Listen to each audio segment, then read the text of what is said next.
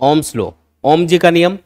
Ohm's law ये बोलता है कि अगर मान लो आपके पास में कोई भी कंडक्टर है और उसके अक्रॉस अगर आप एक वोल्टेज सोर्स लगाते हो, क्या लगाते हो, एक वोल्टेज सोर्स लगा देते हो, तो अगर आप इस वोल्टेज को इंक्रीज करोगे तो इस वायर के अंदर फ्लो होने वाला करंट भी इंक्रीज होगा, और अगर आप इस वोल्टेज को डिक्रीज करोगे तो इस वायर के अंदर फ्लो होने वाला करंट भी डिक्रीज होगा।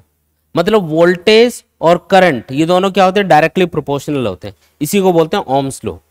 ओम्स लॉ क्या है, the potential difference across a conductor and the current flowing through the conductor is always directly proportional. ठीक ना, इसको हम बोलते हैं ओम्स लॉ। किसी भी कंडक्टर में फ्लो होने वाला करंट और उसके अक्रॉस अप्लाइड वोल्टेज या अप्लाइड पोटेंशियल डिफरेंस हमेशा एक दूसरे के डायरेक्टली प्रोपोर्शनल होंगे। अगर वोल्टेज बढ़ाओगे तो करंट बढ़ जाएगा, ठीक है, और अगर वोल्टेज घटाओगे तो करंट घट जाएगा।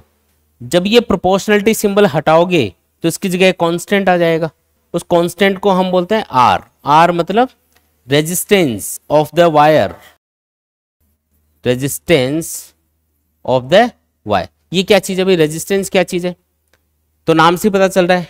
रेजिस्टेंस का मतलब है रेसिस्ट करना, रोकना किसी चीज को। देखो इस कंडक्टर के अंदर जब इलेक्ट्रॉन मूव करेंगे तो वो आपस में कॉलिजन्स भी करेंगे, तो हमको ये लगेगा कि कंडक्टर उनको रोक रहा है मूव करने से, क्योंकि वो बार बार टकरा रहे हैं इधर उधर और उससे उनकी वेलोसिटी डिक्रीज हो रही है बार बार, तो उनको दिक्कत हो रही है। तो किसी भी कंडक्टर में मूव करने वाले इलेक्ट्रॉन्स को ये जो दिक्कत होती है ना, उसी का नाम है रेजिस्टेंस। और दिक्कत अगर ज्यादा होगी तो हम बोलेंगे रेजिस्टेंस ज्यादा है, दिक्कत अगर कम होगी तो हम क्या बोल देंगे कि इस वायर का रेजिस्टेंस कम है। ठीक है, किसी भी कंडक्टर में मूव करने वाले इलेक्ट्रॉन्स को जो डिफिकल्टी होती है मूव करने में, उस डिफिकल्टी का ही नाम क्या है, रेजिस्टेंस। रेसिस्ट करना, कौन रेसिस्ट करता है, कंडक्टर। कैसे रेसिस्ट करेगा वो हम आगे देखेंगे अभी, किन किन चीजों पे ये रेजिस्टेंस डिपेंड करता है।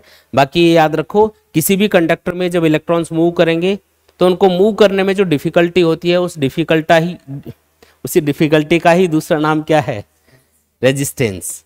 बात समझ में आई क्या? अब इस कार्टून का मतलब क्या है वो समझो। देखो ये जो वोल्टेज सोर्स होता है ना, जो यहाँ पे अप्लाई किया हमने, ये वायर के अंदर एक इलेक्ट्रिक फील्ड बनाता है जिसकी डायरेक्शन हाई वोल्टेज से लो वोल्टेज की तरफ होती है। ठीक है, पॉजिटिव टर्मिनल से लो नेगेटिव टर्मिनल की तरफ, या हाई वोल्टेज से लो वोल्टेज की तरफ, है ना। ये प्लस का मतलब हाई वोल्टेज, माइनस का मतलब लो वोल्टेज। तो कंडक्टर के अंदर जो इलेक्ट्रिक फील्ड बनेगा वो हाई वोल्टेज से लो वोल्टेज की तरफ बनेगा। ये जो इलेक्ट्रिक फील्ड है ये इलेक्ट्रॉन्स के ऊपर फोर्स लगाता है। फोर्स का फॉर्मूला होता है F equals to Q into E। कोई भी चार्ज पार्टिकल अगर इलेक्ट्रिक फील्ड में रखा जाता है तो उसके ऊपर फोर्स लगता है F equals to Q into E। और क्योंकि इलेक्ट्रॉन्स के ऊपर जो इस कंडक्टर के अंदर मूव करने वाले हैं उनके ऊपर नेगेटिव चार्ज है, इलेक्ट्रॉन्स के ऊपर कौन सा चार्ज होता है, नेगेटिव, तो यहाँ पे एक माइनस सिंबल लग जाएगा। जब आप इस फॉर्मूले के अकॉर्डिंग फोर्स कैलकुलेट करोगे इसके लिए Q की जगह माइनस E पुट करना पड़ेगा। तो यहाँ पे जो फोर्स की डायरेक्शन आएगी इलेक्ट्रॉन्स के लिए वो इलेक्ट्रिक फील्ड के अपोजिट आएगी। तो इस तरीके से इलेक्ट्रॉन्स पे फोर्स लगेगा, वो मूव करेंगे। अब अगर आपको पूछा जाए कि इन इलेक्ट्रॉन्स को मूव कौन करवा रहा है, तो मूव करवा रहा है ये इलेक्ट्रिक फील्ड। और इलेक्ट्रिक फील्ड किसकी वजह से बना, इस पोटेंशियल डिफरेंस की वजह से। जो इलेक्ट्रिक फील्ड इस वायर के अंदर बनेगा उस इलेक्ट्रिक फील्ड का भी फॉर्मूला होता है E equal to V by L। L मतलब लेंथ ऑफ द वायर और V मतलब applied potential difference across the wire. तो अगर आप वोल्टेज को बढ़ाओगे तो इलेक्ट्रिक फील्ड बढ़ जाएगा, और वोल्टेज को अगर कम करोगे तो इलेक्ट्रिक फील्ड कम हो जाएगा। तो अल्टीमेटली हमको ये समझ में आ गया कि वोल्टेज वो कारण है जिसकी वजह से इलेक्ट्रिक फील्ड बना, जिसकी वजह से इलेक्ट्रॉन्स के ऊपर फोर्स लगा, जिसकी वजह से वो मूव करेंगे। तो वोल्टेज का काम क्या है, इलेक्ट्रिक फील्ड प्रोड्यूस करके इलेक्ट्रॉन्स को धक्का मारना। तो देखो यहाँ पे वोल्टेज क्या कर रहा है, करंट फ्लो करवाने की कोशिश कर रहा है इलेक्ट्रॉन्स को धक्का मार के। और करंट किसकी वजह से बन रहा है, इलेक्ट्रॉन के मोशन की वजह से। ठीक है, तो करंट तो इसमें से, जैसे ये कोई कंडक्टर है इसके अंदर से निकलना चाह रहा है, फ्लो होना चाह रहा है, और उसको हेल्प कौन कर रहा है, वोल्टेज धक्का मार रहा है उसको कि जा भाई, इलेक्ट्रॉन्स को मूव करवा रहा है। लेकिन कंडक्टर का जो रेजिस्टेंस है जिसकी यूनिट क्या होती है, ओम, ये जो रेजिस्टेंस है इसकी ऐसा यूनिट क्या होती है, ओम में इसको मेजर करेंगे। ठीक है, ये इसके लिए सिंबल यूज किया जाता है। तो कंडक्टर का जो रेजिस्टेंस होता है वो क्या करेगा, इन इलेक्ट्रॉन्स को मूव करने से रोकेगा।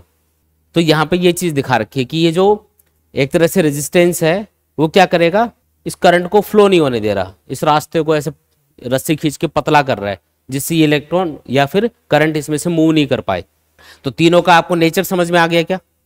करंट तो हमेशा फ्लो होना चाहता है, वोल्टेज उसकी हेल्प करता है, उसको धक्का मारता है इलेक्ट्रॉन्स को ताकि वो करंट फ्लो करें या फिर करंट बनाए वायर के अंदर, और रेजिस्टेंस का काम होता है हमेशा उस फ्लो होने वाले करंट को रोकना। ठीक है ना, क्लियर है एकदम। अच्छा, अब हम ये देखते हैं कि ये जो रेजिस्टेंस है ये किन किन चीज़ों पे डिपेंड करेगा। ये जो रेजिस्टेंस है जो अभी हमने बात करी ये किन किन चीज़ों पे डिपेंड करेगा। यहां से फॉर्मूले के अकॉर्डिंग आप देख रहे हो कि R इक्वल्स टू क्या आ रहा है, V upon I. R equals to क्या आ गया, V अपॉन आई। तो क्या वोल्टेज और करंट के ऊपर रेजिस्टेंस डिपेंड करेगा, फॉर्मूले से तो लग रहा है, लेकिन नहीं। क्यों नहीं, क्योंकि अगर आप वोल्टेज को बढ़ाओगे तो करंट बढ़ जाएगा, तो ये रेशो उतना का उतना रहेगा। जैसे अगर आप वोल्टेज को डबल कर दोगे, इस कंडक्टर के अक्रॉस जो अप्लाइड वोल्टेज है उसको डबल कर दो, 10 की जगह 20 वोल्ट की बैटरी लगा दो, तो इसमें फ्लो होने वाला करंट भी पहले से डबल हो जाएगा। जैसे पहले अगर आई था तो अब वो 2i हो जाएगा। तो अगर आप वोल्टेज को डबल करोगे तो उससे करंट भी क्या हो जाता है, डबल, क्योंकि ये दोनों डायरेक्टली प्रोपोर्शनल होते हैं। तो रेशो तो उतना का उतना रहा ना।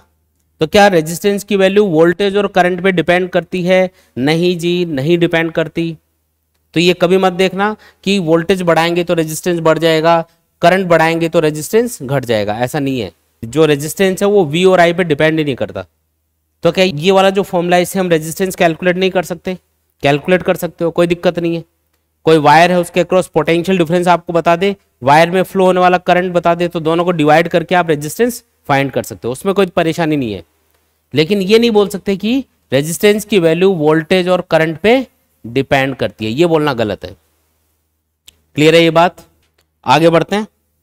इसके बाद में जो रेजिस्टेंस है वो किन किन चीजों पे डिपेंड करेगा उसको हम स्टडी करेंगे। Factors on which the resistance depend. देखो रेजिस्टेंस किन किन चीजों पे डिपेंड करता है, एक एक करके समझते हैं।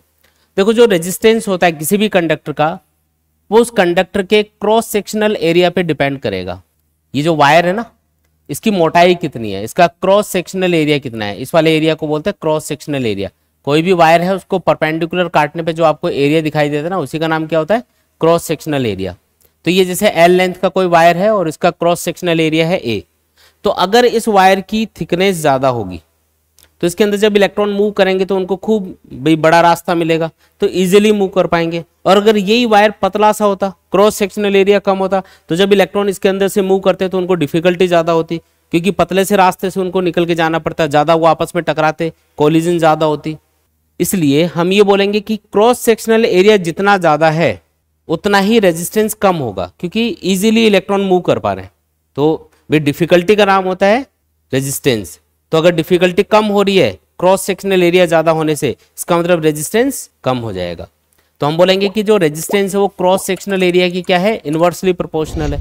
आई बात समझ में, ठीक है। मोटाई जितनी ज्यादा होती है ना वायर की, उसका रेजिस्टेंस उतना ही कम होगा, उसमें इजीली इलेक्ट्रॉन मूव कर पाएंगे, और इजीली मूव कर पा रहे हैं इसका मतलब डिफिकल्टी कम हो रही है, डिफिकल्टी कम हो रही है मतलब रेजिस्टेंस कम हो रहा है। दूसरी चीज जिसके ऊपर रेजिस्टेंस डिपेंड करेगा वो है length of the wire. Wire की लेंथ अगर ज्यादा होगी, अगर वायर की लेंथ ज्यादा होगी तो इलेक्ट्रॉन्स को एक सिरे से दूसरे सिरे तक पहुंचने में ज्यादा डिफिकल्टी फेस करनी पड़ेगी। क्यों, क्योंकि ज्यादा कोलिजन्स होंगी, बड़ा रास्ता कवर करना है, तो डिफिकल्टी अगर ज्यादा है तो हम क्या बोलेंगे, रेजिस्टेंस ज्यादा हो जाएगा। तो अगर लेंथ ऑफ द कंडक्टर ज्यादा होगी तो वायर का जो रेजिस्टेंस है वो भी क्या होगा, ज्यादा होगा। क्लियर है ये बात भी। तीसरी बात जिसके ऊपर रेजिस्टेंस डिपेंड करेगा वो है मटेरियल। तो उसको समझने के लिए पहले इनको कंबाइन करके लिखते हैं, इन दोनों स्टेटमेंट को। तो R directly proportional to L/A बन गया, और जब ये प्रोपोर्शनलिटी सिंबल हटाएंगे तो इसकी जगह एक कांस्टेंट आएगा, उसको हम बोलते हैं रो, रेसिस्टिविटी। इसका नाम क्या होता है, रेसिस्टिविटी ऑफ द मटेरियल। और ये मटेरियल को रिप्रेजेंट करता है, मटेरियल के ऊपर डिपेंड करता है मतलब, ठीक है। रो मतलब क्या है, रेसिस्टिविटी। ये इसका एक और नाम होता है स्पेसिफिक रेजिस्टेंस। स्पेसिफिक रेजिस्टेंस, इसकी डेफिनेशन क्या होती है, तो रो इक्वल टू हम क्या लिख सकते हैं, RA/L। अगर मुझे किसी भी वायर की रेसिस्टिविटी की डेफिनेशन बनानी है तो मैं ऐसा कर सकता हूं कि उस वायर की लेंथ 1 मीटर ले लूं और क्रॉस सेक्शनल एरिया भी 1 मीटर स्क्वायर ले लूं। तो ये दोनों 1 लोगे तो रो की वैल्यू किसके बराबर आ जाएगी, R के बराबर। कोई भी वायर है उसकी रेसिस्टिविटी को आप इस तरीके से डिफाइन करोगे कि किसी भी मटेरियल के 1 मीटर लेंथ के वायर का अगर cross sectional area 1 metre square है तो उसका जितना भी रेजिस्टेंस होगा वो उसकी रेसिस्टिविटी या स्पेसिफिक रेजिस्टेंस के बराबर होगा। जैसे मुझे कॉपर की रेसिस्टिविटी कैलकुलेट करनी है तो मैं कॉपर का एक वायर लूंगा जिसकी लेंथ कितनी होनी चाहिए 1 मीटर, उसका क्रॉस सेक्शनल एरिया क्या होना चाहिए 1 मीटर स्क्वायर। 1 मीटर लेंथ और 1 metre square cross sectional area के वायर का जो भी रेजिस्टेंस निकल के आएगा 10 ओम 20 ओम 50 ओम वही उसकी रेसिस्टिविटी की न्यूमेरिकल वैल्यू के बराबर होगा। ऐसा यूनिट तो अलग होगी रेसिस्टिविटी की, रेजिस्टेंस की ऐसा यूनिट क्या होती है ओम, है ना। तो रेसिस्टिविटी की क्या होगी, ऐसा यूनिट हो जाएगी इसकी रेजिस्टेंस की ओम, एरिया की metre square divided by length की मीटर, सॉल्व करोगे तो क्या आएगा ओम मीटर। तो याद रखना है कि रेसिस्टिविटी की ऐसा यूनिट क्या है ओम मीटर। समझ में आया रेसिस्टिविटी क्या चीज है, 1 मीटर लेंथ और 1 metre square cross sectional area के वायर का जितना भी रेजिस्टेंस होता है वही उसकी रेसिस्टिविटी की न्यूमेरिकल वैल्यू के बराबर होता है। ठीक है, तो ये हम इसकी डेफिनेशन बता सकते हैं। अब ये जो रेसिस्टिविटी है रो, ये किन किन चीजों पे डिपेंड करेगा उसको हम स्टडी करेंगे। ठीक है, जैसे मैंने बोला कि ये मटेरियल पे डिपेंड करेगा, इसके अलावा एक और चीज होती है जिसके ऊपर ये डिपेंड करता है और वो है टेम्परेचर। किसी भी वायर का जो रेजिस्टेंस है वो बेसिकली 4 चीजों पे डिपेंड करेगा। कितनी चीजों पे 4। पहली चीज क्या है लेंथ, दूसरी क्रॉस सेक्शनल एरिया, तीसरी मटेरियल, भी कॉपर ले रहे हो, सिल्वर ले रहे हो, गोल्ड ले रहे हो, आयरन ले रहे हो, क्या चीज लिया आपने उसके ऊपर डिपेंड करेगा। और फोर्थ चीज क्या है temperature of the wire, temperature क्या रखा हुआ है। अगर टेम्परेचर ज्यादा होगा तो आप देखोगे रेजिस्टेंस भी बढ़ जाएगा कंडक्टर का,